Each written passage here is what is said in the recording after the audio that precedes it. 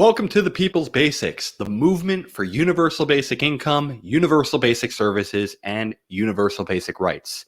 Today on the program, we're going to be doing something a bit differently. I wanted to provide some commentary, not in the normal positive framing that I do. I am frankly infuriated at some of the absolute bullshit that we had to go through this past week for the Andrew Yang mayoral campaign for New York City, whether it be lies, blatant racism.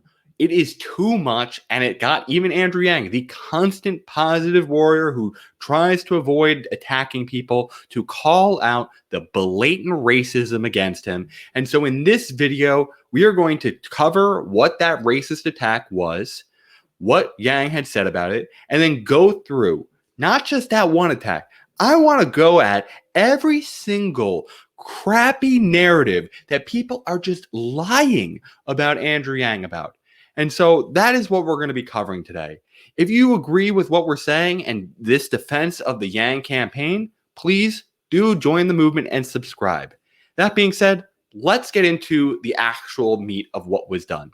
This past week, there was a comic that was put out by the New York Daily News that I'm going to put on the screen now for us all to look at, that was done by Bill Bramhall, a comic for them who lives in Connecticut, perpetuating that Andrew Yang is a tourist to New York City due to an interview that Andrew Yang had done with Ziwei, where he had told her what his favorite subway stop was. He instructed that it was Times Square.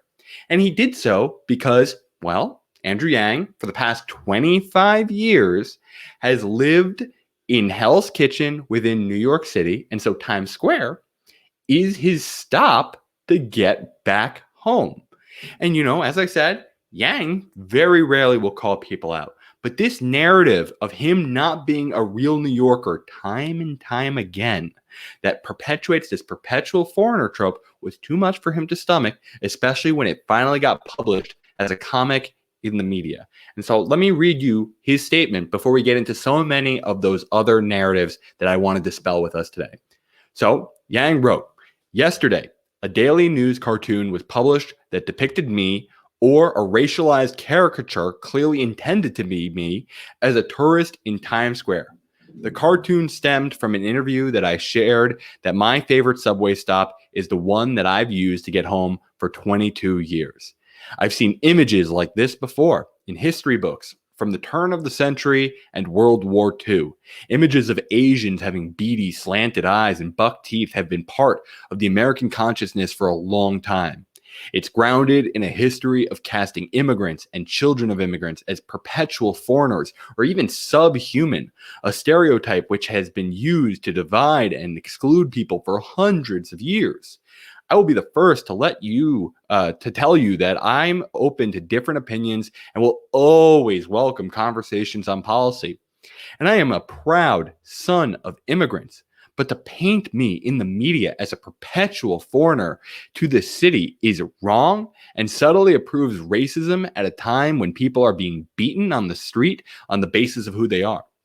Every time you say that I'm not a real New Yorker, you are telling another Asian American that they don't belong. I've lived here for 25 years in this city. My wife Evelyn is from Queens. My children were born at St. Luke's. I'm a public school parent. Implying otherwise is the repetition of a narrative that's been used to tell Asians and Latinos and Jews and Muslims and Black Americans that we don't belong. Whether you were born here, just arrived here from another country, or are fresh out of college ready to follow your dreams, I will say clearly that all New Yorkers belong. Our city is stronger when we are united in humanity and fellowship and not divided by false narratives of who belongs and who doesn't." Now, mind you, the response that the New York Daily News made in response to Yang's criticism of their comic was that they decided to say, hey, you know what? We'll change the eyes a little bit, even though that wasn't the main complaint that they made. So they made it just, they added a little dot so it wasn't just a complete slant. And then they were like, yeah, no, we're going to keep this up. And instead, we're going to attack back by not, getting an Asian person to comment even, or, not attacking back, just, listening and saying, we're going to stick with this. But no, they decided to attack back by getting statements by a former president of the NAACP, Black woman, to try and attack back. I think her name was Nigel Hayes. I could be wrong on that first name. I apologize. But she basically responded back saying it wasn't racism. So they basically tried to use a non-Asian person to try and say, hey, no, this isn't racism. No, couldn't be. So instead of just trying to listen to them. And so this was the thing that really made me want to, frankly, snap back on a lot of narratives. And so now that we've covered this blatant racism towards Andrew Yang, let's now go through some of the other narratives that I think deserve to be called out. So the next one, is that, he's a billionaire. Well, frankly, go do a fucking Google search. He's worth 500 times less than that. Next, Yang supports genocide. I'm going to link to you a video. It's a little bit more nuanced. I don't want to go undercoding this, but the notion that Yang supports genocide is ludicrous when all he was doing was condemning terrorism against Israel. You can make all the qualms you want about him not being enough of a pro-Palestine advocate, but that's what he did. He didn't condone rocket attacks against Palestinians. He didn't condone them doing apartheid. He condemned Hamas for terrorism. Let's go to the next one. That he's a tech bro. Sure, Andrew Yang is knowledgeable about technology, but guess what? He's never worked in the tech field. I wonder, when you call him a tech bro, are you just admitting that you're tech illiterate? Technology is a major influence on our society, and to be saying that you should not be talking about it among various issues of how our cultural dynamics and economy are working is, frankly, just plain dumb. And so to have technological solutions to try and address 21st century problems is common sense. A lot of government operations are basically using 20th century technology. Now, mind you, not all units of government. We have highly sophisticated areas of technology, particularly like the military, because we invest so much money into it. But this notion that he's a tech bro is just this notion that you're tech illiterate. So, come on. I hear you admitting your ignorance. I dare you. Try to actually talk about these subjects with your own level of nuance. Okay, next one. The next one was that Andrew Yang wants to try and throw street vendors into jail. My response to you is, one, do you support having a unlimited cap on street vending and having no standards for any food safety standards? If you're a no, and you do believe that there should be some level of a cap, does that not mean that we have to do some level of an enforcement if you are not a permitted vendor? And now, furthermore, on top of that, it's not even necessarily a punitive approach saying, hey, we got to go crack down on these illegal vendors. No, what did he say instead?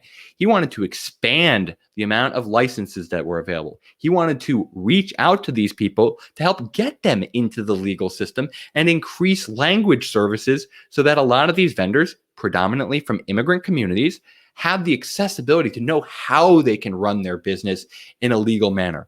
And he has said that he does not want to arrest these people, but yes, he wants to address illegal street vending.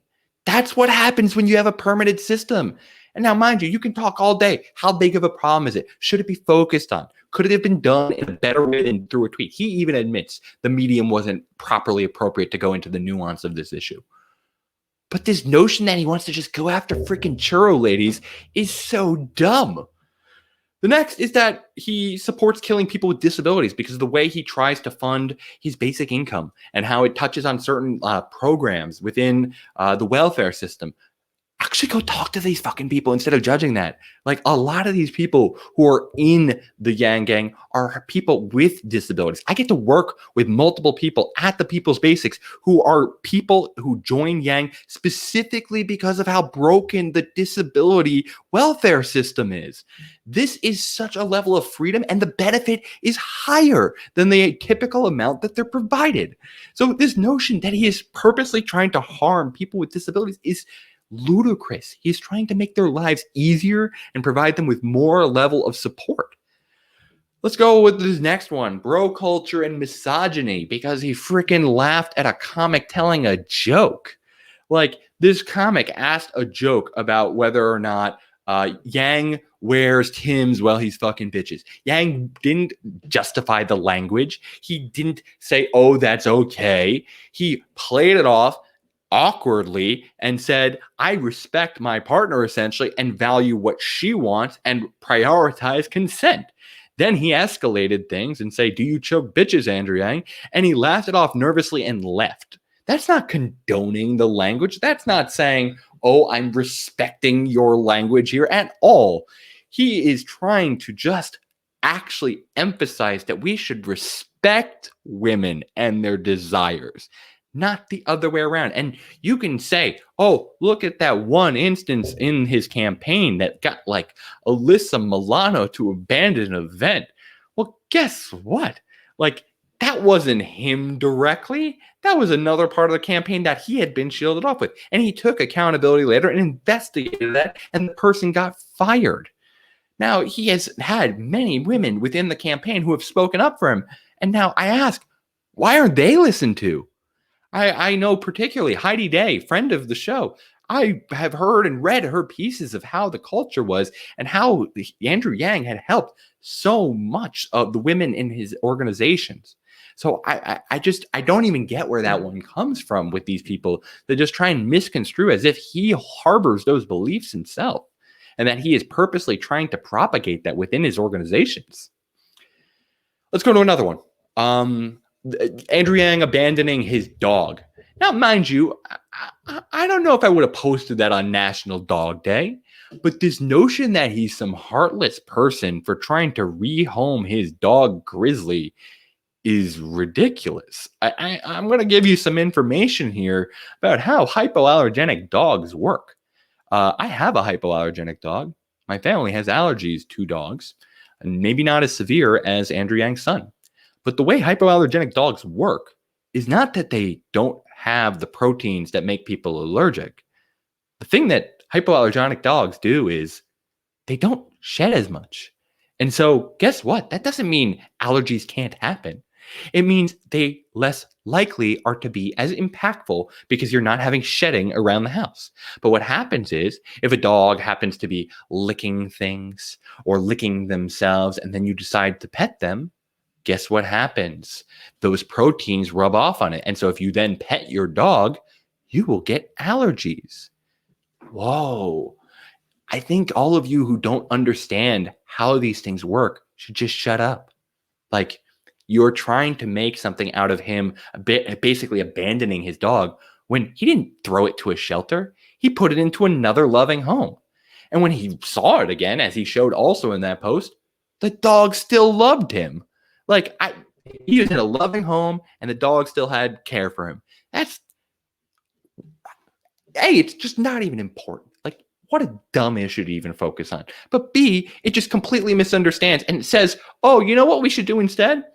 We should just drug his kid constantly every day. You know, he's struggling to breathe. Yeah, let's prioritize keeping the dog over making sure that our children's safety is, prioritized. Yeah, that totally makes sense. Let's go with another one. How about that he cheated on the pop quiz done by the New York Times on housing questions.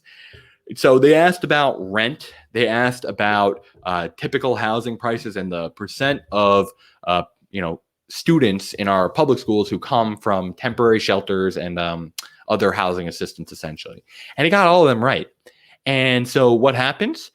Sean Donovan, who is the former HUD secretary, who basically failed this test by being off on the median, the median housing price in Brooklyn. He was off. What was he? He said 100,000. The answer was 900,000. So he was off 9x. Yeah, that's embarrassing, Sean. You were the HUD director under Obama, and you led the housing authority in New York City beforehand. That's embarrassing. And you put it off as if Yang cheated? Jesus, freaking shameful. Dude, like, you'd be out of this race already. Like, and we gave you compliments for your policy platform, but you would be out of this race already if you did not have daddy's money bankrolling your campaign. And it's freaking shameful that you would accuse others of cheating when you should have known this shit, or at least have been close. Okay, let's go with another one. So the framing of VFA as a failure. Well, this is something that the New York Times has propagated. It set a goal of 100,000 jobs to be created, and it ended up creating only several hundred. This is very common of what many nonprofits and businesses do. They set high target goals and they try to reach it. And guess what?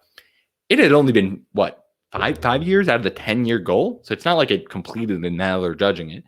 Yes, it will be kind of difficult to reach the full 100,000 goal, but still it is a creation of several hundred jobs that were not created beforehand. On top of that, VFA was the reason that Andrew Yang got celebrated with the award of Champions of Change under Barack Obama, and then later became the global ambassador of entrepreneurship under Barack Obama. And then again, he became the transition team lead on small businesses for Joe Biden. Now, you can have your own qualms with them, but guess what? That means there is some professional vetting that is being done on these businesses and the value that they can provide. So I don't know. Maybe, just maybe, what have you done to add value? Like, I get it. It's hard to say, oh, I'm not running for office. But you're basically saying that adding hundreds of jobs is bad. It's failure. What type of logic is that? It's a success to be able to grow any level of jobs to support all of these businesses. And most importantly, this is very important. Yang admits to the shortcomings of VFA. It's the reason he ran for president. He is very frequently cited as saying it felt like pouring water into basically a bathtub with a hole in it. And that's why he ran for office and ran on an idea of UBI, because he was going around into all these disenfranchised communities and was trying to help all these entrepreneurs and starting jobs. And he was realizing how tough all these small business and new ventures have it when they have to compete with these Goliaths like Amazon, who are basically sucking up all this business from local economies and then is not even paying their taxes, federally at least. So, yeah, I think it's really disingenuous to frame VFA as if it's a failure. Did it fully hit the ambitious 100,000 goal? No, it didn't. Right? It still has time, but it probably won't. But to mark it a failure is ludicrous. The next one was calling Andrew Yang mini Trump. This is just flat out ridiculous. What I'm going to do is I'm just going to simply link to a video that I've already done talking about that.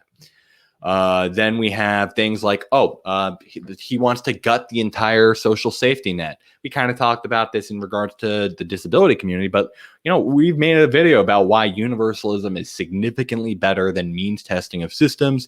And so what is Yang doing? He is not trying to gut the safety net. He is trying to replace the existing models that are very cruel and leave many people out. They're trying to replace that, and they're trying to fix the social safety net by turning it into an economic floor people can stand on rather than a net to get trapped in.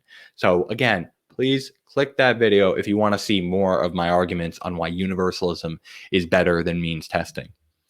Another one is that Yang simply wants to print money. Please go look at funding plans that he tries to do. Like, God, I get, you can say he maybe does a tiny bit of deficit spending when you analyze his plan, but he does account for that in how he tries to offset other costs. So I think this notion that he just wants to print money is ludicrous. He's very much trying to capture value that is being hoarded by these mega corporations currently. Next is that Andrew Yang's a libertarian. And this one always makes me laugh because libertarians don't think he's a libertarian. And now, mind you, I have some left libertarian tendencies myself. I think Yang does actually a pretty good job of talking about the notion of positive liberty compared to the Libertarian Party, which very much focuses on the notion of negative liberty. So I think this notion of positive liberty is not necessarily a bad thing. I full-heartedly embraced it. It's one of the core values of this organization is positive liberty. But so this notion that he is a, quote, libertarian is pretty weird in that when you have notions like, oh, let's establish a public bank. Oh, let's establish public health insurance. Oh, let's establish public broadband. Oh, let's take municipal control over the MTA. Oh, let's continue to improve upon and keep the police. Like all these things, I could just rattle off policy after policy, and I invite you go check out the I've done a what was it, a 3-part series breaking down Andrew Yang's mayoral campaign. Go check that out. There's a lot more in there that is certainly not libertarian. And these people have this very weird notion of libertarianism because this is very often a critique that comes from socialists. Now, mind you, I'm not going to broad stroke all socialists. Some people are not like this. Some people understand Yang's value, but there is a wide swath who basically say anything that is even remotely small business oriented is basically libertarian. Anything that says, hey, I don't support this specific method of taxation on the wealthy, I want to do this other form of taxation on the wealthy, is seen as libertarian. Oh, I want to replace a failing fucking welfare system with something that actually supports people through a universal programs. Oh, that's fucking libertarian. Durr. Like, Jesus Christ, people. Do some actual serious analysis on what his totality of his platform is. It's like, oh, they'll do things like, oh, Andrew Yang doesn't support a $15 an hour minimum wage. Oh, wait, no, he actually did. He just prefers when these things are administered on a local level that actually takes into account more the cost of living. Like, I beg you people, actually research shit of what he believes instead of doing your caricatures, and try to understand that there can be differences of opinion of how you try and get wealth from the wealthy, how you regulate an economy, etc., etc.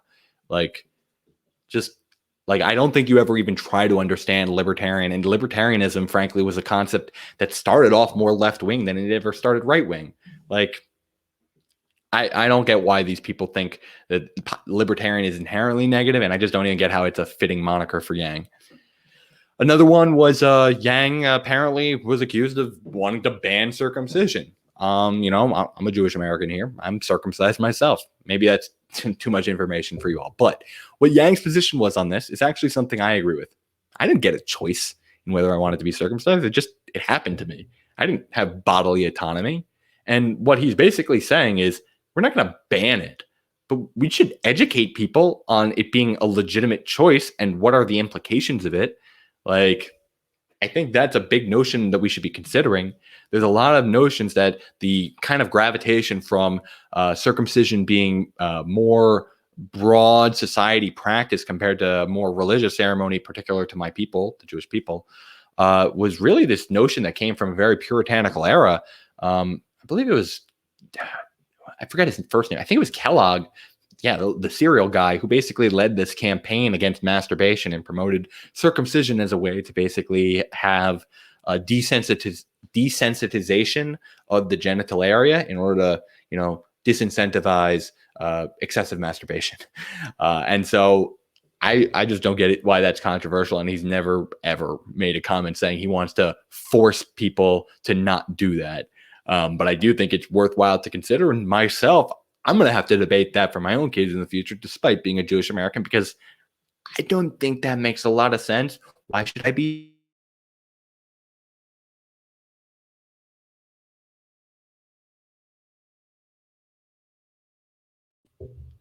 I don't really care that he does not have genitals that'll look like mine. I think that's just weird to even want something like that.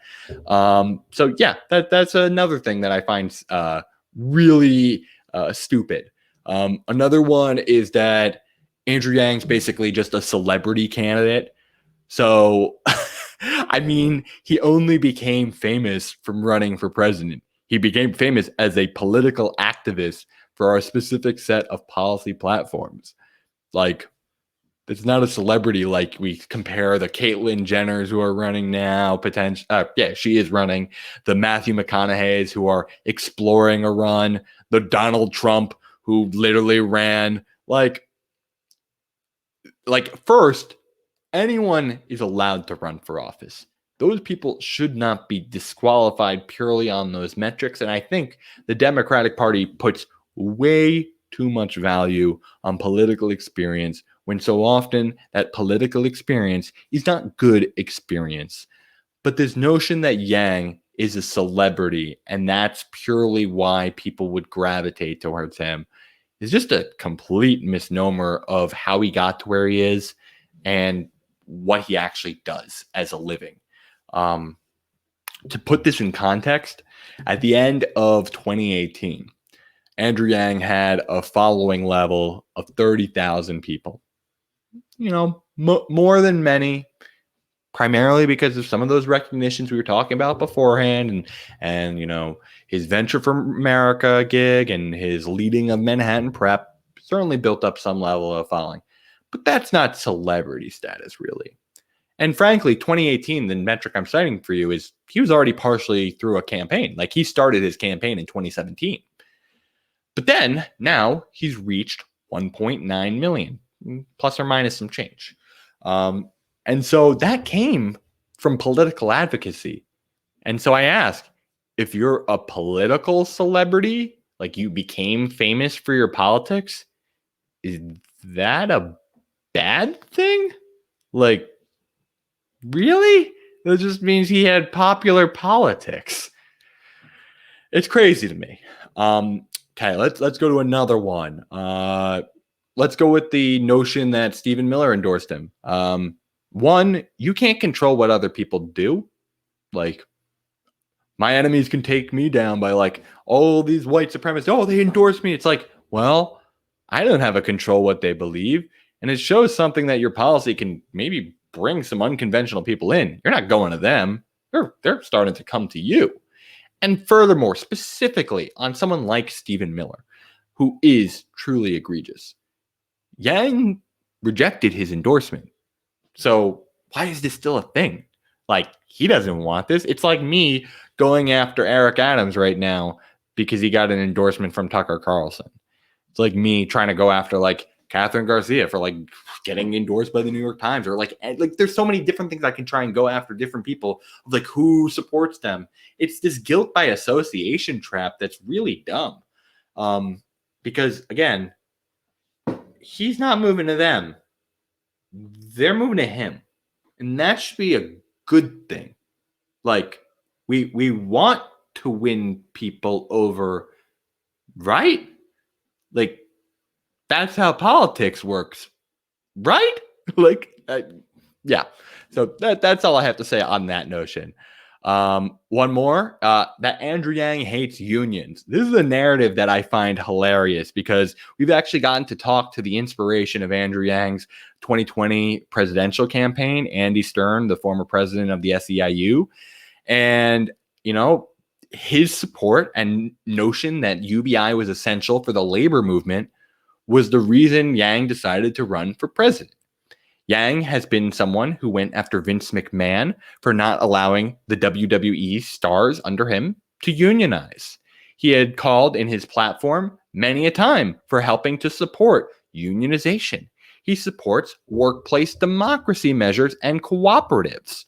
And so this notion only arrived when he criticized the teachers union for obstructing the reopening of schools. Now, mind you, the plan to reopen schools has now been finally passed for September, but he had to put some pressure to hopefully, let's just say grease those tracks to get people to be more willing to work to getting schools reopened. And now, mind you, he's not even against the teachers union itself. He was against an individual decision on the subject of school reopenings. And it makes sense why he may be the one to actually make that case. Because, unlike the other candidates, Andrew Yang's kids actually depend on public schools because they go to them.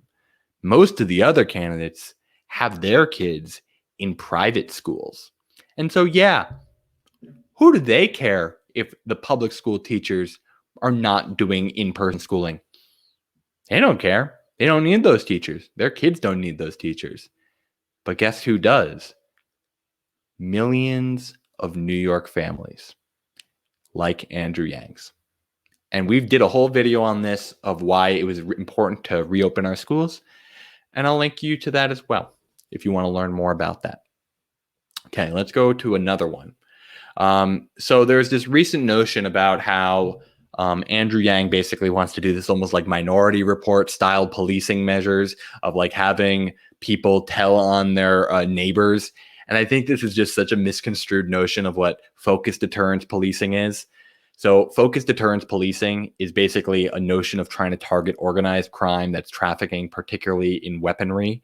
And it's also this notion of trying to actually connect people who are victims to social services, as well as people who are potential perpetrators who might be dealing with mental health crises. These are the things that we are trying to accomplish through the method of focused deterrence. There is a program that was run out of Boston, Massachusetts called Operation Ceasefire, which is a great example of this in practice. It showed a significant decline in violent crime in their area as a result of this program. This has been implemented and studied across the country. It is one of the few evidence-based policing solutions for how to address violent crime. And so I ask you, progressive who are like completely against any notion of policing, what the fuck are you all going to do on public safety? Because basically this whole plan, if they simply slapped a different freaking label, like whatever you want as the replacement to police, is literally what you all talk about when you say defund the police. It's community-based policing methods. Like, actually do some fucking research instead of creating these caricatures as if he wants to get you all to be snitches on your fucking neighbors. Like, Jesus, people.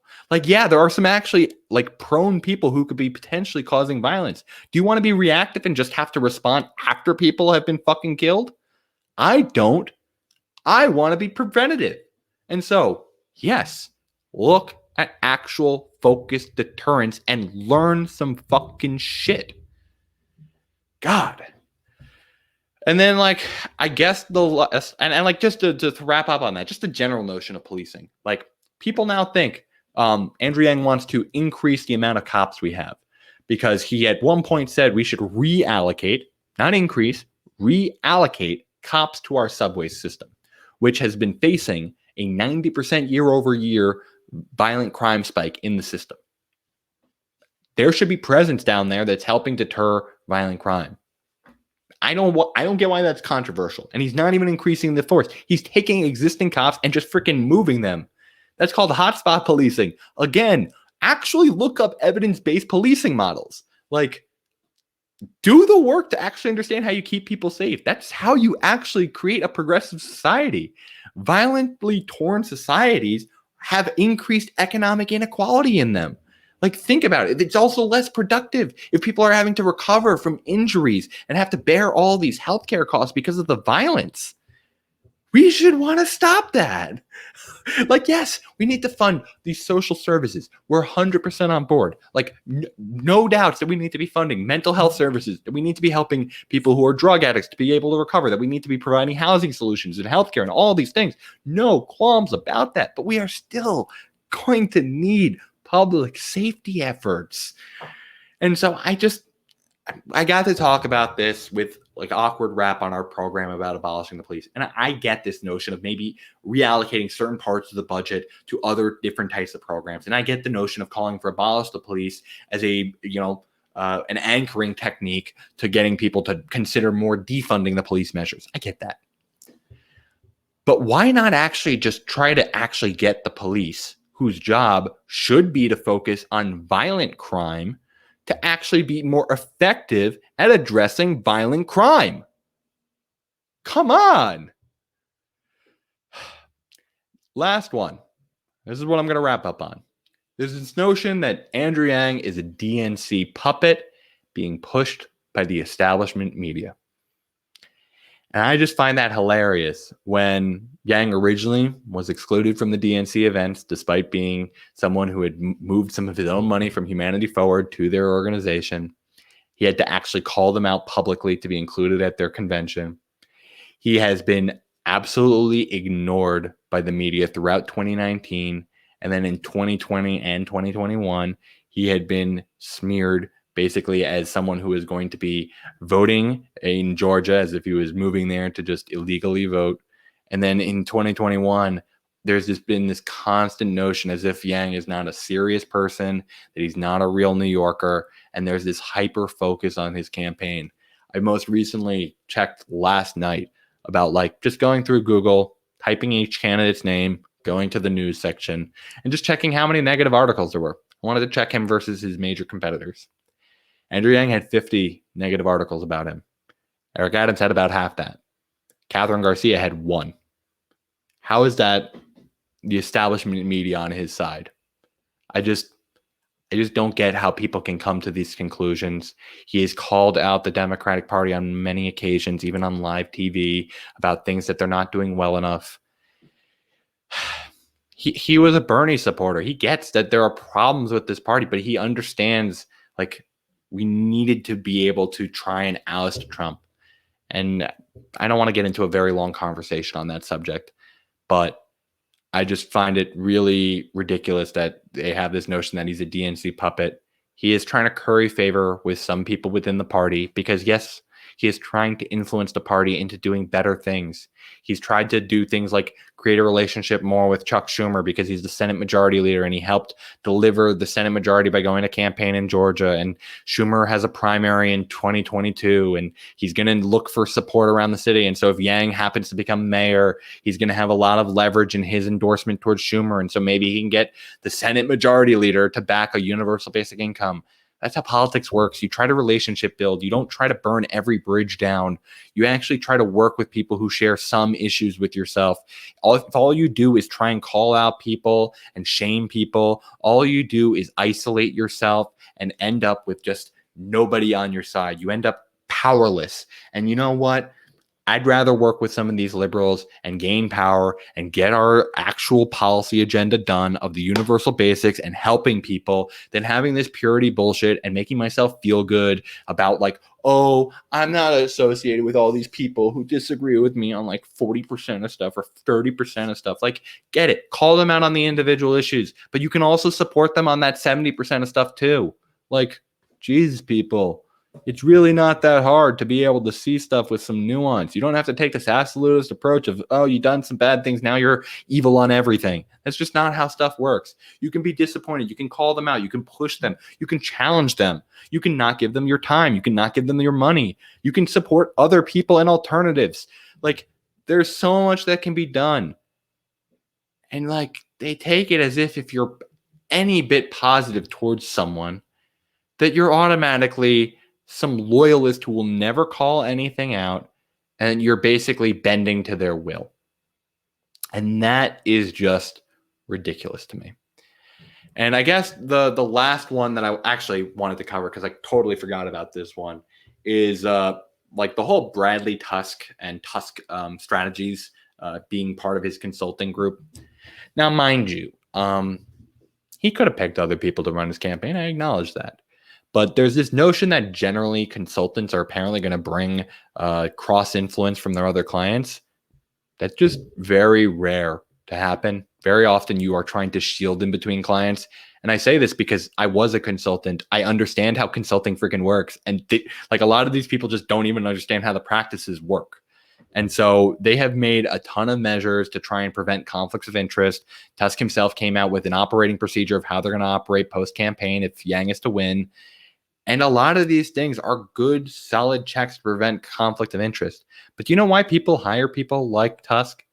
Because they have connections to the city. They're experienced professionals. You know, I have problems with Tusk himself, but the consultants who have been working with him, I've been getting to see them firsthand and their data analysis and their understanding of the issues in the race and specific constituencies to be targeting and all that. And I have to say, I find them to be incredibly competent individuals. Now, mind you, results is a different matter. We will see how things work in the end. But I have no qualms with the individual consultants and their skill. But yeah, Bradley Tusk gets a bit annoying. I disliked how he called Yang an empty vessel. For some, that actually just means like a good thing. Some interpret that as like, hey, he doesn't own anything. But a lot of people have now taken it in the other context because, you know, Bradley Tusk, being a very wealthy man himself, is the person who gets to basically influence the vessel in their opinion. So I don't have qualms with Yang. I don't feel like it creates conflicts of interest where he's going to be beholden to the police or any one of those things. I don't think that's how consulting works because I've had my own experience working through consulting as a senior consultant. But I don't like how Bradley Tusk has been trying to talk about Yang's issues and how he's framed him, especially in a Democratic primary. It's just off-putting. And so I'm going to kindly ask Bradley Tusk, if he somehow sees it or his team does, just please stay quiet. Like, you've done enough harm already. But thank you to your employees who can do a competent job. Okay, so that's been 40 minutes. I needed to get a lot of that off my chest. Normal content is going to be coming back. It's going to be a lot more positive for the future. But if you did like this stuff, please support the People's Basics. Hit that subscribe button. Hit that like button. Please share this content with others if you're already as frustrated as I am about all these stupid Yang critiques. And as always, my friends, I hope you stay classy out there, and I hope you have a great rest of your day.